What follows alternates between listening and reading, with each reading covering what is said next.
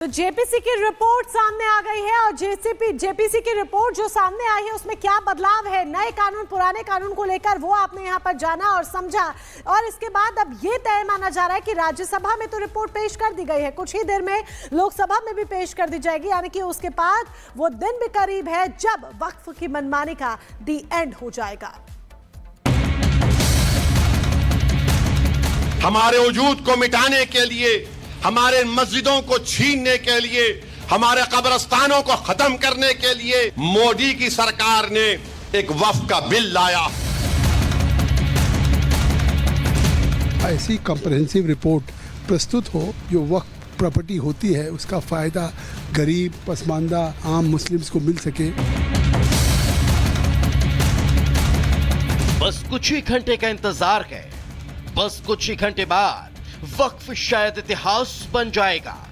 जिस वक्फ की मनमानी सालों तक हमने आपने देखी, किसानों ने झेली, आम लोगों ने झेली, उस वक्फ बोर्ड की मनमानी वाला चैप्टर अब शायद जल्द ही हमेशा हमेशा के लिए क्लोज हो जाएगा। ऐसा हम इसलिए कह रहे हैं क्योंकि जमीन खोर वक्फ का खेल अब खत्म होने वाला है। जो वक्फ बोर्ड भस्मासुर बनकर लोगों की जमीनों को, मंदिरों की जमीनों को सालों तक हड़पता रहा, अब उसे सभी इनलीगल जमीनें लौटानी होगी और आगे से वक्फ बोर्ड अपनी मनमानी भी नहीं कर पाएगा। वक्फ बोर्ड पर शिकंजा कसना कितना जरूरी हो गया है। जब हम आपको आंकड़े बताएंगे तो आप भी शायद यही कहेंगे कि वक्फ पर शिकंजा तो पहले ही कसा जाना चाहिए था, लेकिन देर हो गई। तो देखिए आंकड़े क्या कहते हैं। रिपोर्ट बताती है कि वक्फ बोर्ड के पास अभी पूरे देश में 9 लाख एकड़ से ज्यादा संपत्ति है। सेना और रेलवे के बाद वक्फ भारत में तीसरा सबसे बड़ा भूस्वामी है। यानी कि सेना और रेलवे के बाद अगर कोई देश में सबसे ज्यादा जमीनों और प्रॉपर्टी का मालिक है तो वो वक्फ ही है। लेकिन वक्फ की संपत्ति को लेकर विवाद भी है। दावा किया जा रहा है कि वक्फ ने यह संपत्ति ऐसे नहीं बना ली, सालों साल तक इसने सरकारी जमीनों पर, किसानों की जमीनों पर और गरीबों की जमीनों पर कब्जे किए। आप जानकर हैरान रह जाएंगे, 9 लाख एकड़ संपत्ति रखने वाले वक्फ बोर्ड की जमीनों पर कुल 58,898 अतिक्रमण के मामले सामने आए हैं। इनमें 5,220 अतिक्रमण के मामले देश भर में ट्रिब्यूनल में चल रहे हैं, जबकि 1,340 मामले संपत्ति हड़पने के भी चल रहे हैं। जब हमने फाइनली रिपोर्ट तैयार किया तो क्लॉज बाय क्लॉज पे हमने अमेंडमेंट मांगा था और उसमें हमने उन अमेंडमेंट्स पे सभी पे एक क्लॉज बाय क्लॉज के अमेंडमेंट्स पे वोट कराया था और जो मेजॉरिटी से था उसको अमेंडमेंट्स को हमने अडॉप्ट किया। तो इस तरह से 14 क्लॉजेज में 25 अमेंडमेंट्स हमारे अडॉप्ट हुए हैं। फिर फाइनली हमने रिपोर्ट को फिर वोटिंग से अडॉप्ट किया है। वक्फ की संपत्ति पर अतिक्रमण की राज्यवार तरीके से अगर बात करें तो पहले नंबर पर पंजाब है।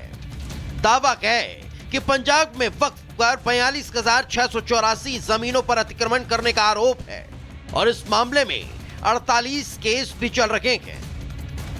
तो उत्तर प्रदेश इस मामले में तीसरे पायदान पर है। Whether those who are considered by majority or those who are rejected by the majority, all reports are included in the JPC report, which was tabled in Rajya Sabha today and which would be tabled in Lok Sabha. Type जो होते हैं उसमें लिखित रूप से भी होते हैं और फिजिकल भी लोग आते हैं। तो सबसे पहले तो JPC ऑन वक्फ बिल बहुत अच्छा काम किया। आज राज्यसभा में जब टेबल करते समय कुछ अपोजिशन एमपीज ने ऑब्जेक्शन रेज किया और ये कहा कि उनके डिसेंट नोट को हटाया गया है। मैंने जेपीसी चेयरमैन से बात किया और सेक्रेटरीट से जानकारी लेकर के फिर मैंने राज्यसभा में बताया कि रिपोर्ट पूरा पेश किया गया है। रिपोर्ट के साथ जो एनेक्शियर है वो भी सदन के पटल पर रखा गया है। उसमें एक चीज़ ध्यान रखना है कि जो एनेक्शियर है उसमें डिसेंट नोट में अगर कुछ कमिटी के ऊपर में सवाल उठाता है, जैसे casting of aspersion on the committee, जो चेयरमैन को लगता है कि ये सही नहीं है तो चेयरमैन के पास पावर है उसको हटाने का। रिपोर्ट को नहीं हटाना है, वो पोर्शन को हटाने का चेयरमैन का पावर है, वो रूल में ही लिखा हुआ है। तो हर चीज़ रूल के मुताबिक हुआ है। फिर भी हमने फिर राज्यसभा में बताया, अगर जो अपेंडिक्स जो किया है, जो एनेक्शर में कुछ रिपोर्ट अगर उनको लगता कि नहीं हटाना चाहिए तो चेयरमैन को बोल सकते हैं, और इसको अगर सही लगेगा तो चेयरमैन स्पीकर उसको इंक्लूड कर सकता है। तो इसको जेपीसी का रिपोर्ट को इलीगल बताना, अनकॉन्स्टिट्यूशनल बताना, ये तो ठीक बात नहीं है। ये ऑल पार्टी मिलकर के ज्वाइंट पार्लियामेंट्री कमेटी बनाया है, ये कोई एक पार्टी का तो है नहीं, ये सिर्फ एनडीए का रिपोर्ट नहीं है, ये पार्लियामेंट का ज्वाइंट पार्लियामेंट्री कमेटी है। इस रिपोर्ट का महत्व होता है, और इसके खिलाफ में अगर आप बोलते हैं तो आप अपना रिपोर्ट को आप खारिज कर रहे हैं। हाँ, जहाँ तक रिपोर्ट का सवाल है उसमें विभाजित मत हो सकते हैं। There can be differences in the opinion within the JPC. So there are basically two opinions. One is those who are in the government, they might have separate opinion than those who are in opposition. But even the opposition views are also been put in the annexure. So it is wrong to say that the opposition's dissent notes are not included in. जो कृत्य अमानतुल्लाह खान ने किया, police अपनी कार्रवाई कर रही है। मुझे लगता है जल्दी वो वहीं होंगे जहां उनको जाना चाहिए। तो आपको बता दें, आम आदमी पार्टी के विधायक अमानतुल्लाह कहाँ, ये बड़ा सवाल है। देखिए, जो अमानतुल्लाह खान पुलिस को धमकाते हुए कह रहा था कि ये हमारा इलाका है, वही अमानतुल्लाह अब अपने इलाके में ढूंढने से नहीं मिल पा रहा है। कई दिनों से अपने घर से फरार है। दिल्ली में छापेमारी हो रही है, मेरठ से ढूंढा जा रहा है, लेकिन अमानतुल्लाह खान कहां है अभी तक कुछ भी अता पता नहीं है। पुलिस जगह जगह पहुंच रही है, छापेमारी कर रही है, रेड डाल रही है, आखिरी लोकेशन पता लगा है, लेकिन कुछ पता नहीं चला।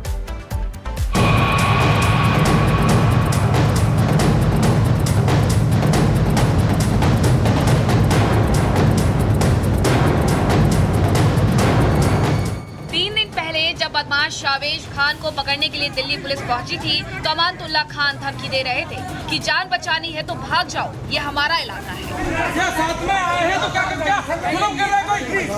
वही अमानतुल्लाह खान अब अपने इलाके से पुलिस से बचकर कहीं छिपे हैं। करीब 60 घंटे बीत चुके हैं, लेकिन अमानतुल्लाह खान का कहीं कोई सुराग नहीं लग रहा है। अमानतुल्लाह खान को दिल्ली की पुलिस राजस्थान में ढूंढ रही है, यूपी में ढूंढ रही है, और तो और अमानतुल्लाह खान के दिल्ली में जहां जहां ठिकाने हैं वहां ढूंढा जा रहा है, लेकिन अमानतुल्लाह खान पुलिस की गिरफ्त से भी अभी तक दूर है। अमानतुल्लाह खान भी समझ चुके हैं कि एक्शन तगड़ा होगा, इसीलिए पुलिस पकड़े उससे पहले अमानतुल्लाह खान अपने बचाव के हथकंडे अपना रहे हैं। अमानतुल्लाह खान ने अब दिल्ली के राउस एवेन्यू कोर्ट में अग्रिम जमानत याचिका लगा दी है। अमानतुल्लाह खान चाहते हैं कि वो पुलिस के हाथ लगे, उससे पहले उन्हें जमानत मिल जाए और वो जेल जाने से बच जाए। अमानतुल्लाह खान अच्छी तरह ये जान चुके हैं कि इस बार उन्होंने कुख्यात बदमाश शावेज खान को पुलिस कस्टडी से भगाकर बहुत बड़ी गलती कर दी है। गलती इसलिए भी क्योंकि शावेज खान 7 साल से फरार चल रहा था। साल 2018 से पुलिस को उसकी तलाश थी। बड़ी मुश्किल से शावेज शाहीन बाग इलाके में पुलिस के हाथ आया था, लेकिन अमानतुल्लाह खान ने पुलिस से हाथापाई करके उसे भगा दिया। अब दिल्ली पुलिस ने अमानतुल्लाह खान के खिलाफ कई गैर जमानती धाराओं में मुकदमा दर्ज किया है। ऐसी धाराएं लगाई है जिसमें जमानत की कहीं कोई गुंजाइश ही नहीं है। तो अमानतुल्लाह खान इसे राजनीतिक साजिश